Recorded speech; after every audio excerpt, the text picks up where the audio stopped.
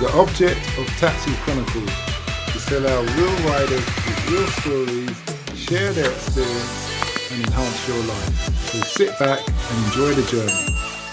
Morning. Yes, we're back with another episode, another rider. Today we have Tom Paisley in the house, and he is a producer of podcasts. So maybe I can learn a thing or two here, or maybe I can't. I don't know, but we'll soon find out.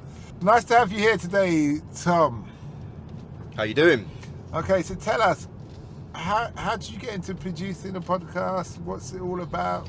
Well, so to be honest, I've although it is with podcasts, I think I've been working across like producing various types of content for a few years now. So initially I started working in advertising, learned a lot about how like the world worked in the sense of how people put things together from like being on shoots and that kind of thing, but also like what goes into like producing anything really, and those aspects, and then about the marketing that goes around it, and a lot of my time and focus was spent on like social media, but like the understanding the nuts and bolts. So not just posting a picture, but like why do you pick a certain picture, what will it do, how would an audience respond, if you want to gauge a certain response, what will you do? So I've been working across that for about 13 years now, and yeah, so it's kind of informed a lot of the things I work on or create or produce, whether it be podcasts, whether it be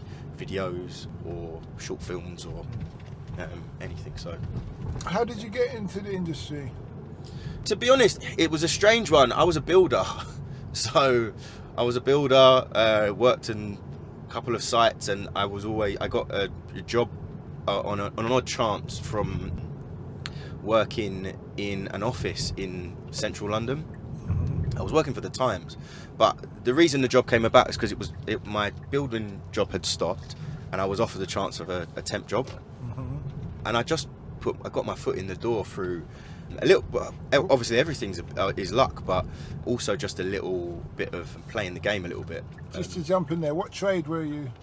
So my dad was a carpenter, so I used to work across with him, and then I was just a general labourer. I did anything around site that needed doing. All right. So my old man was a builder as well. Yeah, so my uncle was a builder, but it's a Caribbean way, isn't it, really? Yeah, get a trade and you'll have a job for life. So, sorry, I interrupted you. You were saying?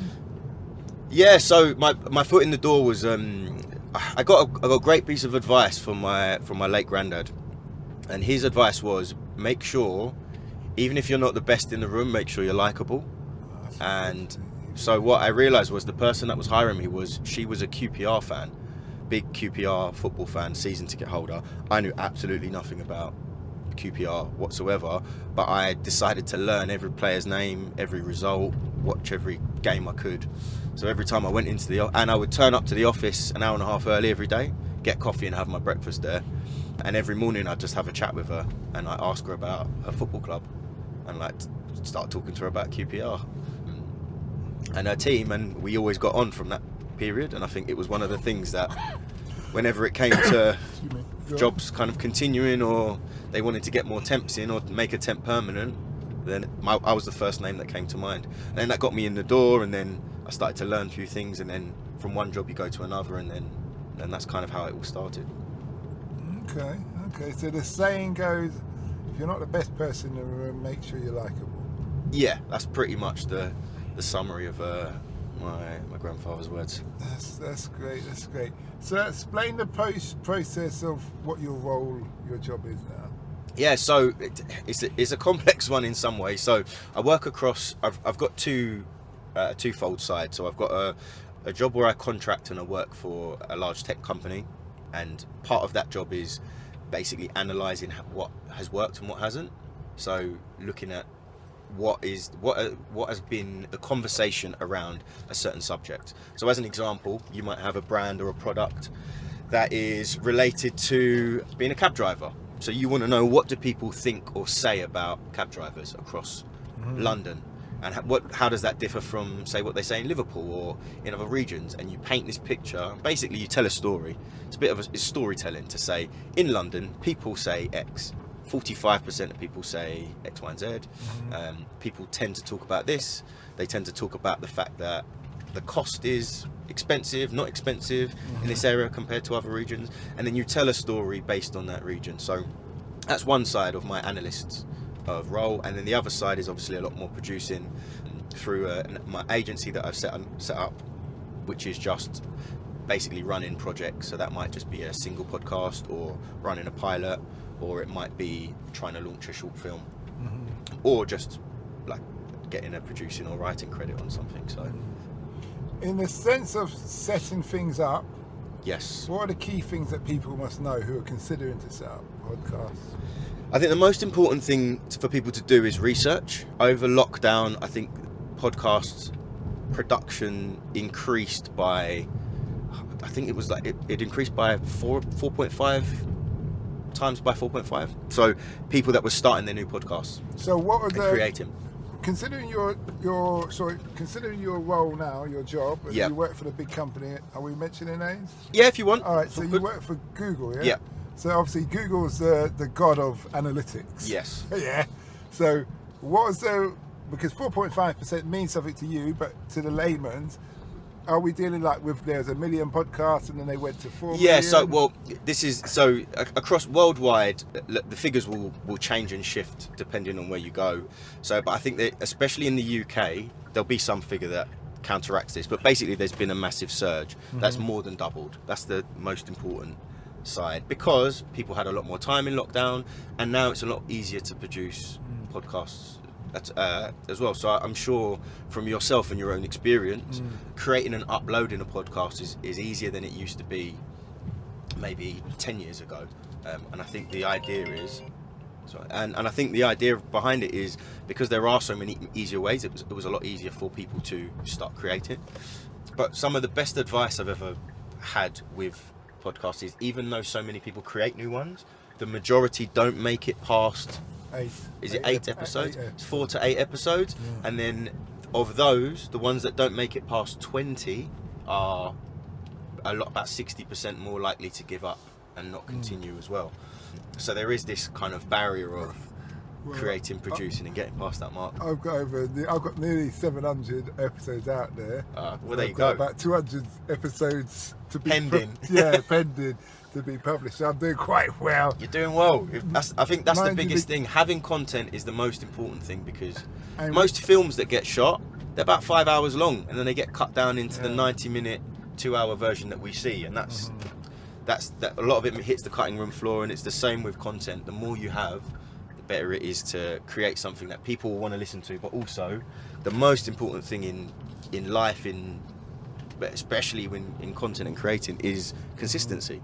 You have to have consistency, and people like consistency when they listen to things. They like to come out on the same day or once or twice a week, and for you to be consistent. So, and the thing about people don't realise, podcasters don't realise that people follow you from different walks of life that you'll never really know. You'll never really think, really, you're following me or this thing, and people, take interest. So, yeah, it's a long journey. It's a slug, but I always say, what else were you going to be doing? Yeah. There's a certain amount of time that you don't utilise throughout the day, and and it puts that time into it. Yeah, and it's true. And like with my job here, I'm driving anyway. Yeah. And I'm having Your conversations setup is brilliant. The setup is brilliant. So I just record and think. But I'd be very interested to hear your. Once this episode's finished and you have a ganders on my YouTube, to tell me what you think, because YouTube and Spotify are all video. Yes. And Facebook and Instagram. But Instagram and TikTok, but we only put them on TikTok if they're under 10 minutes. Okay. Because of the time limit. Yeah, of course. Well, so there's a good rule for anyone that wants to create content, and even for yourself, which has been used for a long time, but a lot of the time isn't used in the right way. And all social platforms that you use, I think the most important thing you can focus on is what's called like the bite, snack, and meal approach.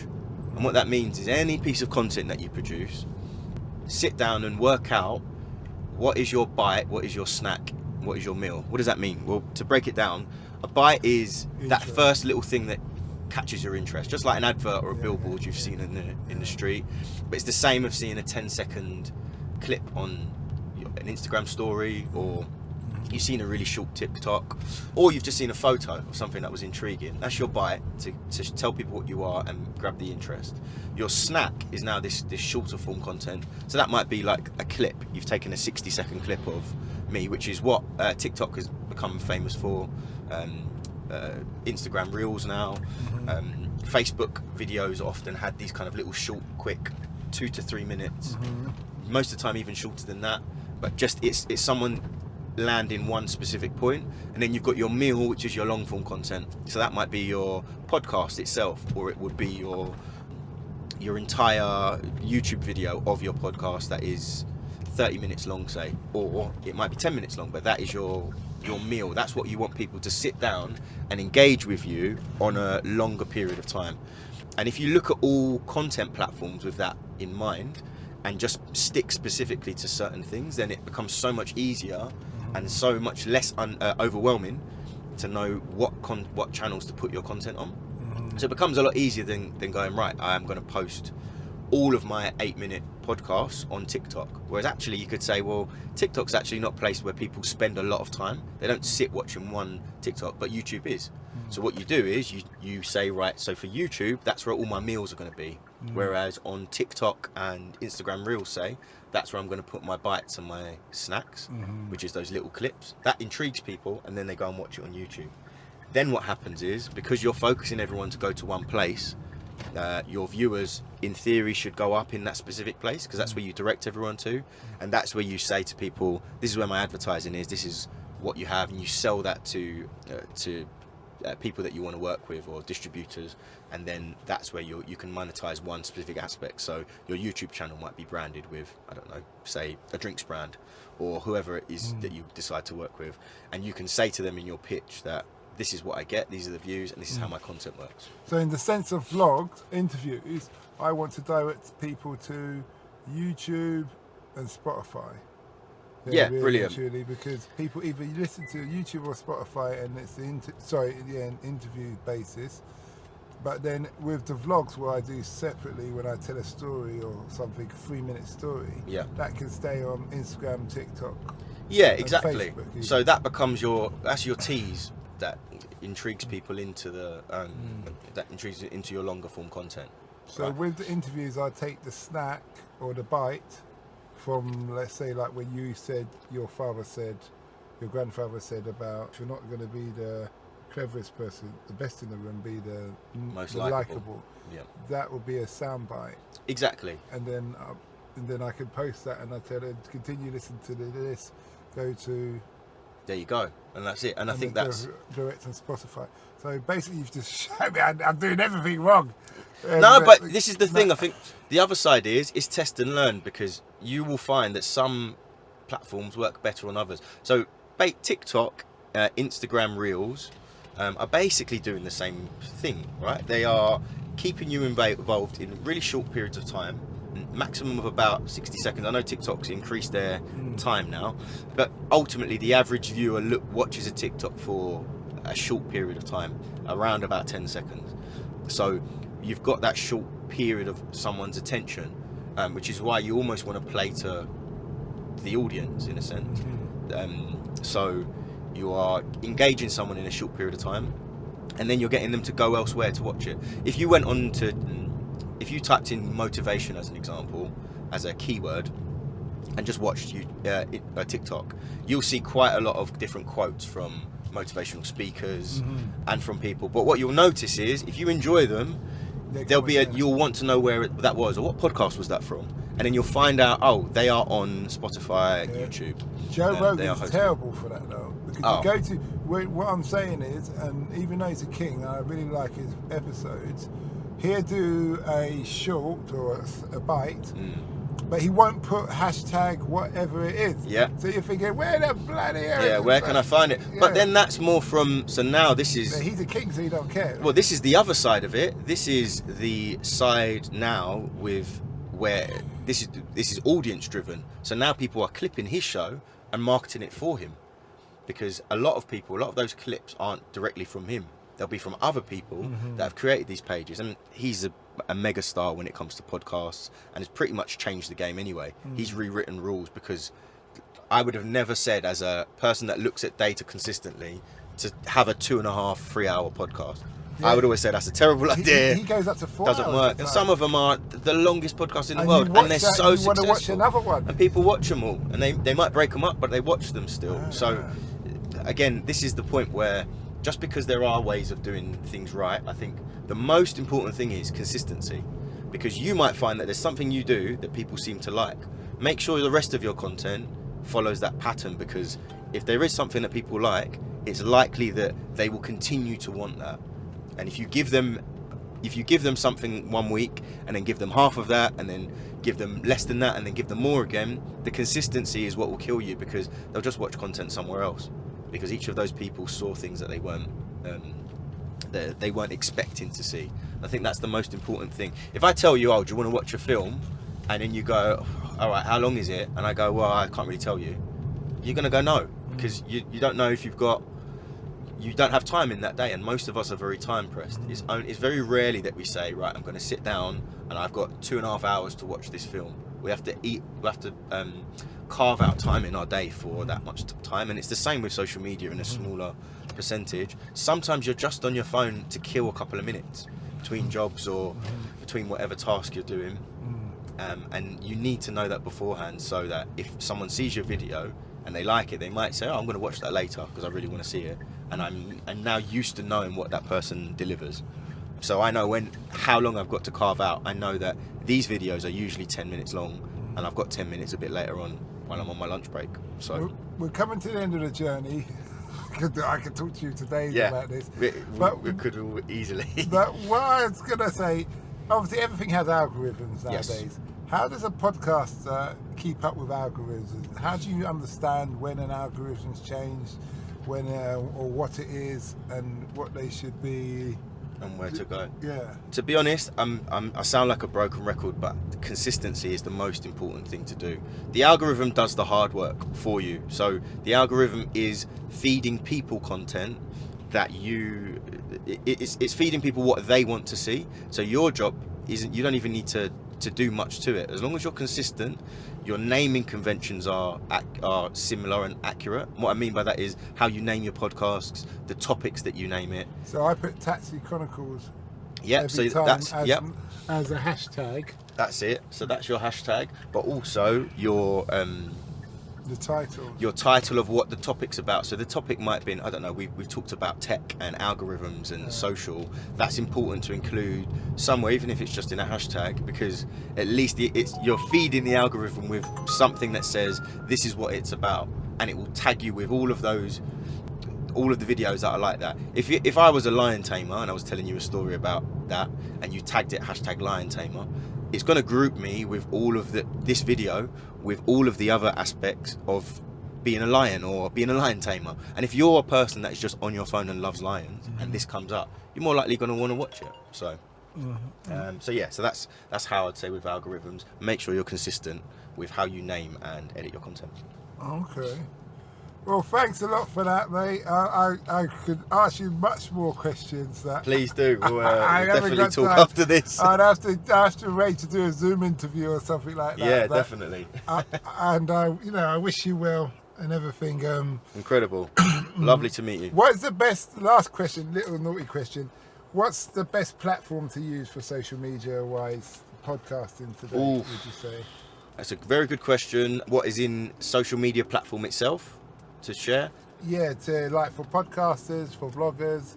I would say if you had to pick two to focus on, this is a tough one. I would say TikTok and YouTube. They would be my go-to. Sound bites and main. Yes, because TikTok's algorithm is incredible at how far reaching, and you'll know that because you'll see some accounts that you could have 1,000 followers, you could have 50 followers, and yet have 1 million views on a piece of content, which is insane, which shows an algorithm's really doing its job at finding relevant content. So TikTok to kind of reel people in, and then YouTube to host and eventually be monetized on and use as your platform for content. Okay, well, thanks a lot for that, and we wish you well. To the audience out there, I hope you really, really learn a lot on this episode. It was superb for podcasters, vloggers out there. take notes, sound bites, snacks, main, and all of that, and much more.